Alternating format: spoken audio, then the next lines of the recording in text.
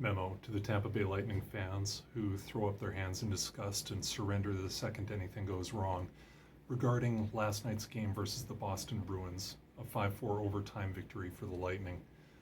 To whom it may concern, on Saturday night I was standing in the kitchen watching the Lightning Oilers game when Evan Bouchard scored his third period goal to give Edmonton a 4-3 lead. I made an ooh sound, prompting a member of my household to ask what the problem was. I explained, and their reply was that they did not understand how anyone could get so emotional about some game that didn't even involve them, played by people in a faraway city that you don't even know. So I tried to explain that in psychological terms, a sports game works the same way as a film. You have a sequence of events that gradually build tension. You have a rising action. You have protagonists, the team you like, trying to overcome both internal conflicts, such as the propensity to turn the puck over deep in the defensive zone at inopportune times, and external conflicts, such as playing an opponent with a great goalie and a really good penalty kill.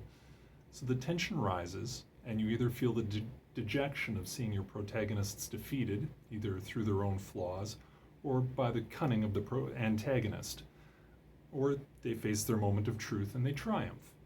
So let's take a look at last night's game versus the Boston Bruins, the first overall team in the NHL, the worthiest of opponents, versus the Lightning.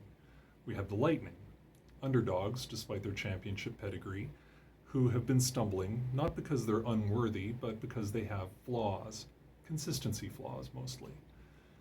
But they come out last night against the Bruins like they were shot out of a cannon. They're driving play, pushing the puck deep, working like hell to rein in the tough Bruins team. Plucky underdogs. They get a career-making game from Mikey Eyssimont. He had 14 minutes and 55 seconds of ice time, but it felt like he was always out there, attacking the zone, hitting, shooting, driving the Bruins crazy. You have the role players like Austin Watson and foot soldiers like Nick Paul and Tanner Jeannot scoring, and you have the heroes like Nikita Kucherov and Steven Stamkos and Brandon Hagel coming through to make an absolutely magical climax.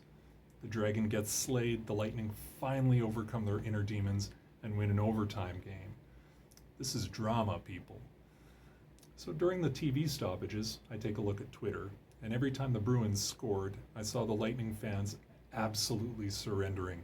Oh, here we go again attitudes. But this was not a moment of the game that felt out of hand for the Lightning. There was not a moment. Even when the Bruins scored 2 goals, a minute and 20 apart in the third period, because of the way the Lightning were playing, it never felt out of reach, right to the last second. That's not just good sports, that's good narrative. You have Victor Hedman, whose defensive gaffe earlier in the game led to a Bruins goal. He redeems himself with an absolutely brilliant play at the Bruins blue line to keep the puck onside, leading to the tying goal. The tying goal, 4.8 seconds left. Drama. How can people get so emotional about a game like this? Just watch. This was the Lightning's best opponent of the season so far, and it was far away their best game. Mikey Eyssimont has made a fan for life out of me, and he was my first star. Don't give up when the going gets tough, people. The Lightning didn't. Like and subscribe if you like this sort of thing, and I'll see you Thursday after the Jets game. Go Bolts.